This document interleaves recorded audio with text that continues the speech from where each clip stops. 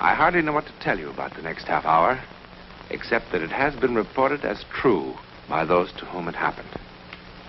It has been investigated, and no one, as yet, has been able to explain it or disprove it.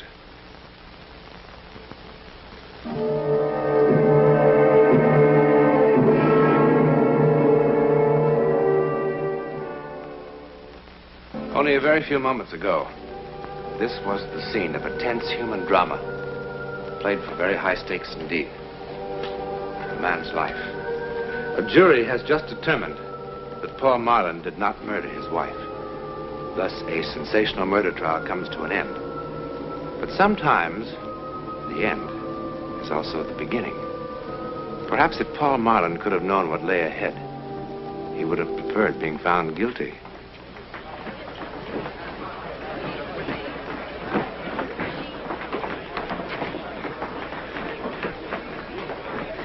Well, you just going to sit there all day? What? Hasn't it gotten through to you yet? It's all over, Paul. You're a free man. Yes, I know.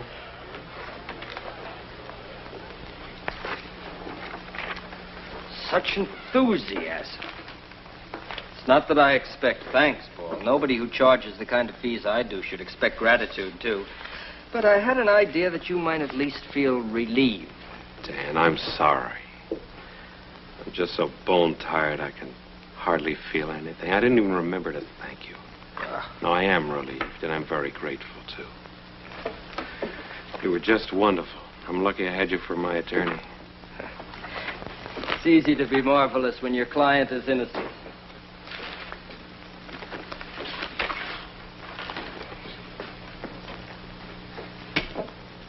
You're still thinking about Julie, huh? I am. I don't know if I'll ever really stop. If I only knew who did it or why. What are you going to do with yourself, Paul? Oh, I don't know. Start trying to pick up the pieces, I guess. You could do with a change of scene. Yes, I suppose so. And a rest. You need a rest, Paul. I'll think about it. Never mind thinking about it. You're going to do something about it. Come on.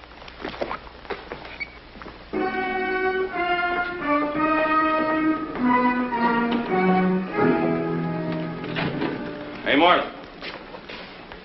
My paper would like to know how you feel about being let off. Being let off? Okay. Being found not guilty. Pretty silly question, isn't it? How do you think he feels? Why don't you let your client answer, Counselor? Well, you've gone so far out of your way to twist and distort everything I've said since my wife's death, I see no point in even trying. How about you, Counselor? Do you want me to print no comment also?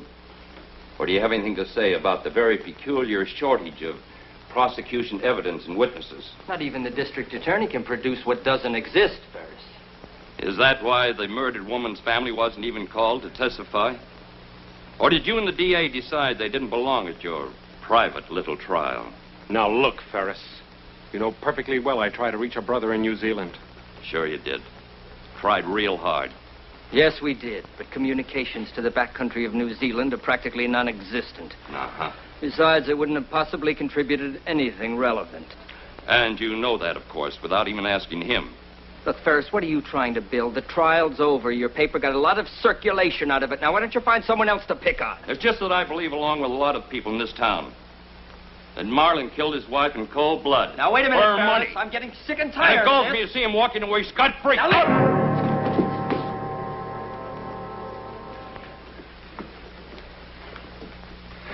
Thanks. I've got my headline.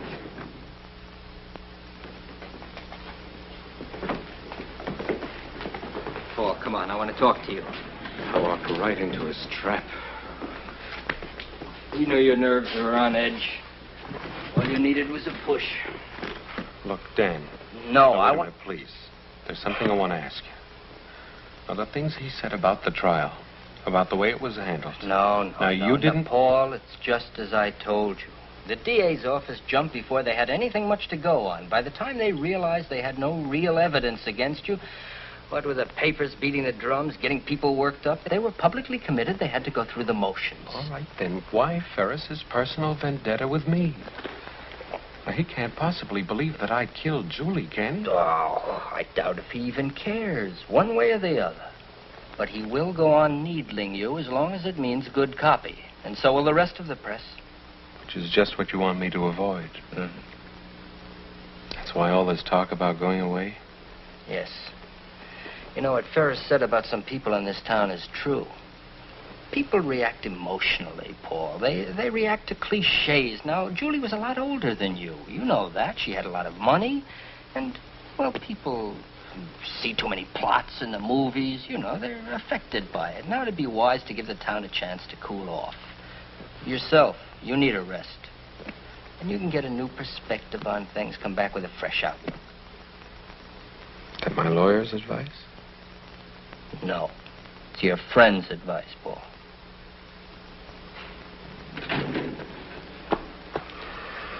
Okay, Dan. All right. I'll go away for a while. I just hate the idea of looking as though I were running away.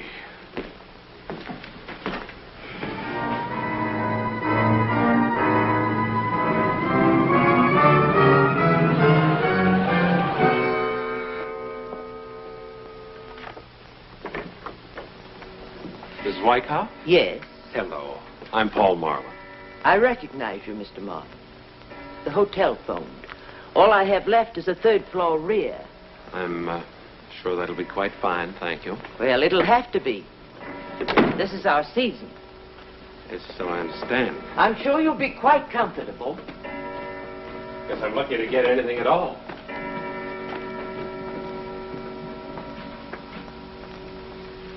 It's right on the button.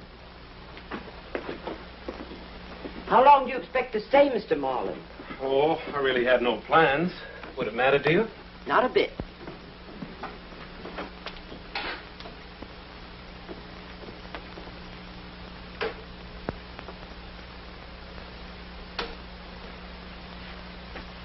Well? Oh, yes, this will be fine. Thank you very much. That'll be $6 a night. Oh, When you leave, I'll have the trunks moved tomorrow. well, they're no trouble.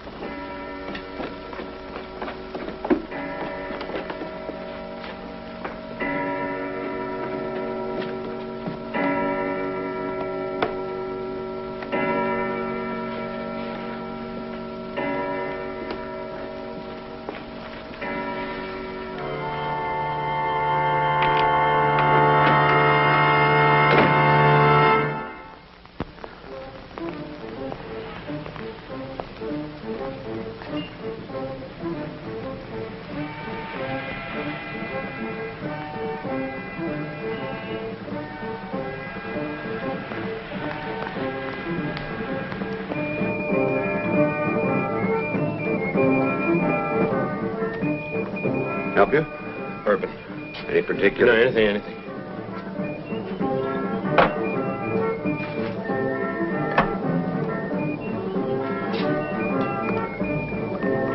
Water, soda?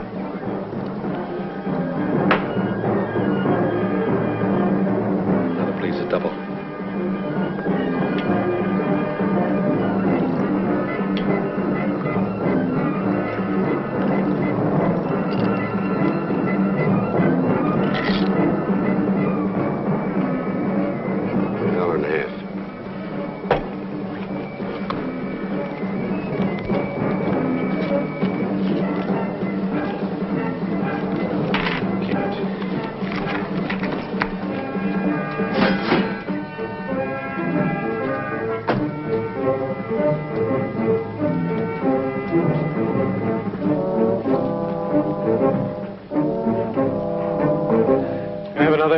A little water in it this time, please.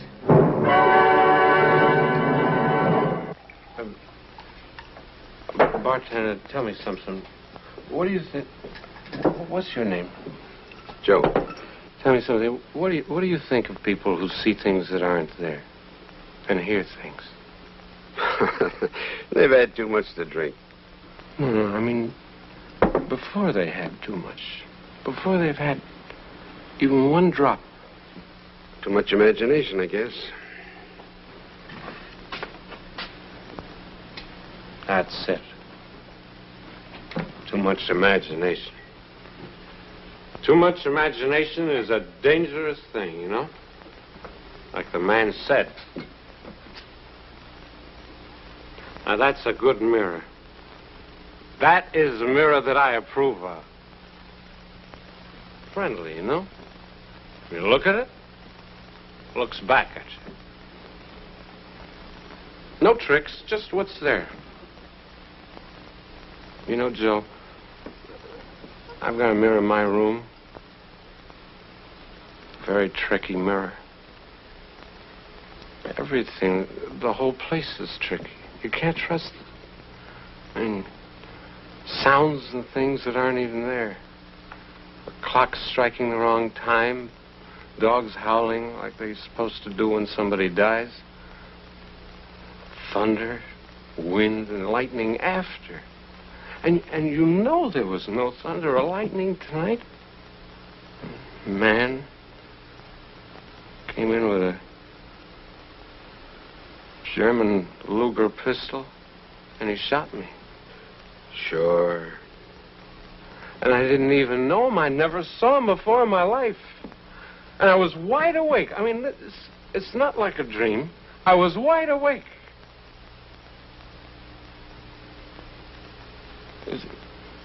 That's some imagination, huh? It's like I'm an inventor. I invented a person. I mean, this man didn't... He wasn't made up of all faces I'd known before, like in a dream. He was someone real. Tall, about my height. May I have some change, please? Scotch and water, please. No ice.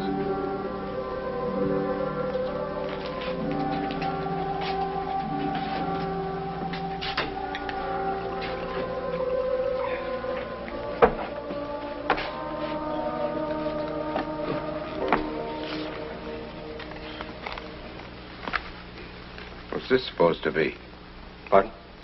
£1, Commonwealth of New Zealand. I'm sorry. I've only been in the country a few hours. It takes a while to remember about the currency.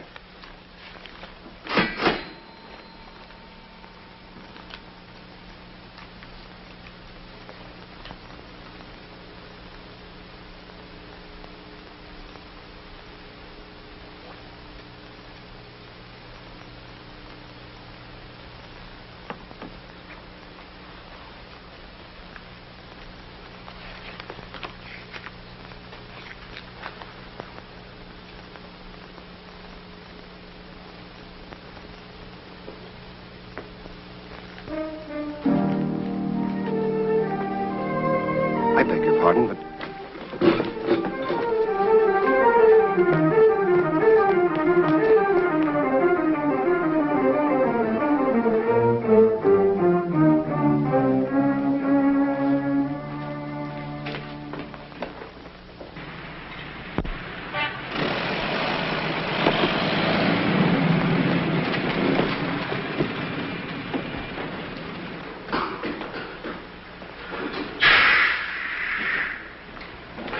When is the next bus out of here? To where? Anywhere. Well, there's one at 2:05 to San Francisco. Or San Francisco. 4:50. Put your luggage on the ramp. The driver will pick it up when he gets here. Huh? Your luggage. Put it on the ramp. Oh, no, I don't have any luggage, thanks.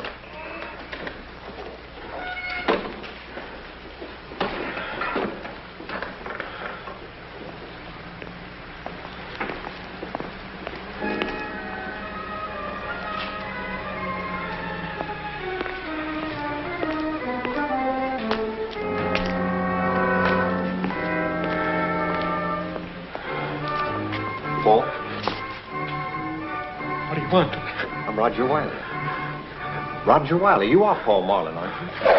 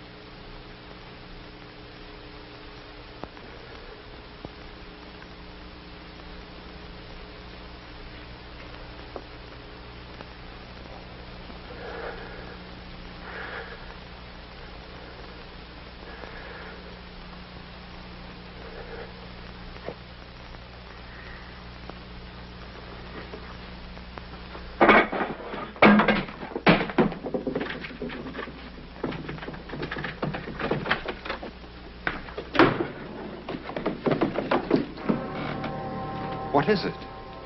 Why'd you keep running? I told you I'm Roger Wiley. Julie's brother.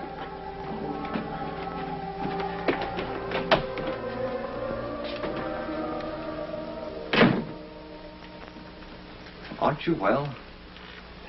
Shall I call a doctor?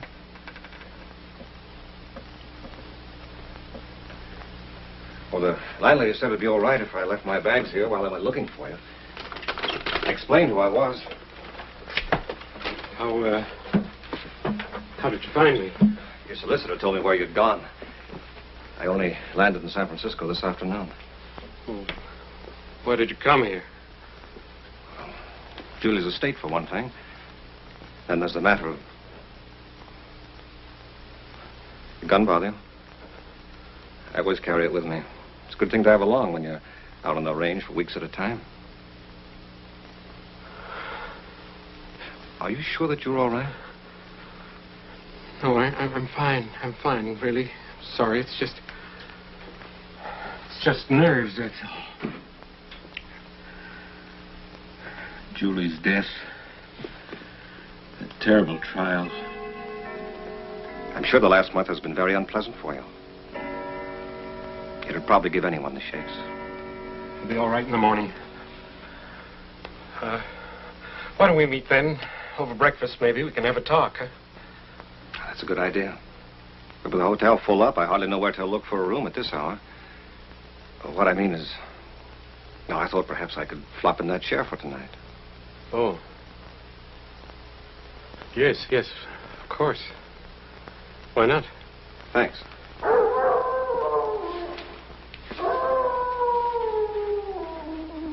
You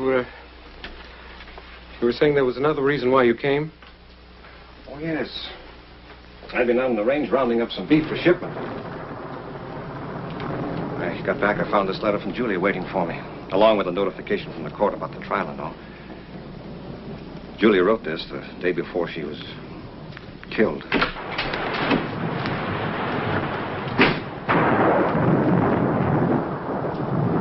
Stay away from me. I know why you came. I had a warning. You had what? I know why you're here, and I know why this gun, too. I saw it all happen. Paul, I don't know what you're babbling about. You're here to kill me. You read the newspapers, didn't you? You believe what they said, that I killed her, don't you? That I planned the whole thing to make it look like somebody had broken in just to cover up. Paul, listen to me. I don't believe anything of the sort. Why should I? Why are you here? She told you everything in that letter. Paul. She knew everything right from the start, didn't she? I never fooled her, not for 1 minute, I'll bet. Paul, give me the gun. No. You don't realize what you're doing. No, I tell you! I waited too long. I've planned all this too carefully to have it all blow up my face now.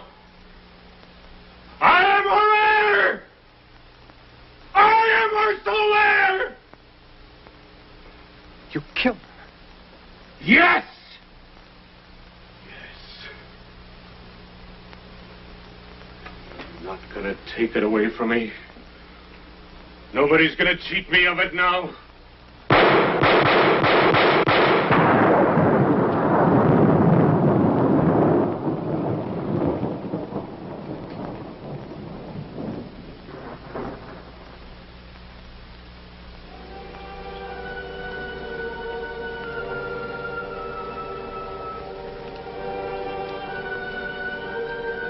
Dearest Roger, I only hope and pray you will believe that the last 6 months have been the happiest of my life. I know how foolish you thought I was to marry a man so much younger. I must confess I had my moments of doubt, too. But Paul loves me, really loves me, Roger. He proves it in 100 ways every day. I've never felt so alive, so wanted. Enough of this, dear brother. I want very much to give Paul something in return for all he's given me. I've decided to immediately transfer all my holdings, real estate, stocks, everything, to his name. And I want it to be a surprise. Naturally, there'll be some complications with those things you and I own together. And as it has been so long since we've seen each other, couldn't you find the time to come to San Francisco? It would be wonderful if you could. Besides, it's high time the two men in my life met and became friends. Julie. Paul Marlin went to the gas chamber insisting that he was the victim of an hallucination that drove him to murder. The only witness he had to support his plea was the bartender. Then bartenders hear so many strange things, don't they? Probably it was Paul's guilty conscience that somehow created the sights and sounds of his own destruction. His conscience was his executioner. In a moment, a program word about next week. If ever there was a place where the ability to see into the future would come in handy, that place would be a racetrack. But ace jockey Ronnie Watson's brush with the supernatural has become one of the great legends of American racing. See for yourself next week.